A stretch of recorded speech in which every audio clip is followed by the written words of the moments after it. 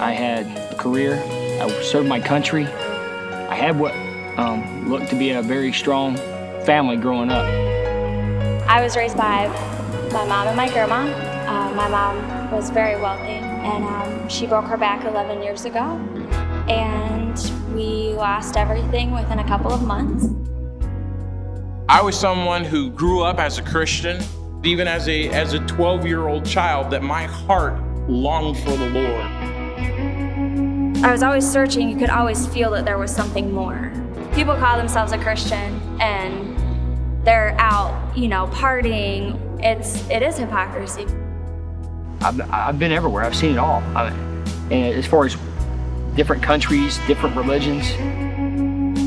I remember it at a time where I'd kind of lost faith. I'd kind of lost hope, and never really turned away from God. But I gave up on what I believed in. You always had that itch that there was something more in church. Kept trying to fill it. That's why I just kept going hard, faster, harder and faster, trying to climb that ladder because I thought the next step would get me there. And if there's ever a story of a prodigal son, I could say that I lived it. The Lord doesn't care where you've been, what you did. What he cares about is where you're going. I walked into church and almost instantly felt something from everybody, felt from the preaching. There has to be something here. There's definitely something more here that I've never heard before.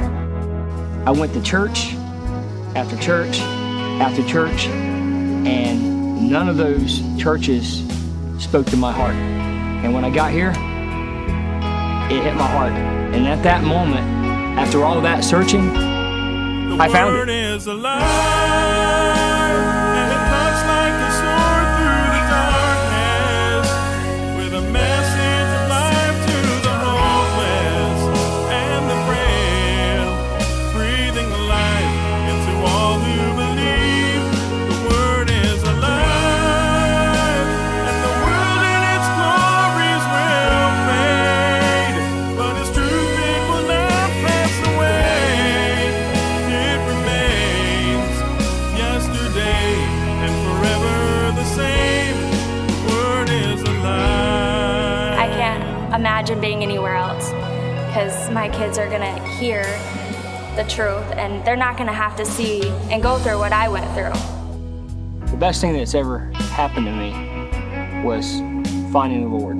It doesn't matter what happened in the past from this point forward. It only matters what happens next. It doesn't matter how old or how young you are. You have a voice. God's going to use you if you want to be used. Eye hath not seen, ear hath not heard, neither hath it entered into the heart of the man the things that God has prepared for those that love him. And that's how I feel when I talk about the things that the Lord has done for me, because God has changed my life. He's renewed my soul and brought me back to salvation. And that means that the word of the Lord is alive today. It's alive for those who believe. It's alive for those who dig in and say, Lord, I want more, because God is alive for his people. The word is alive, and it cuts like a sword through the darkness, with a message of life to the hopeless and the frail, breathing life into all who believe.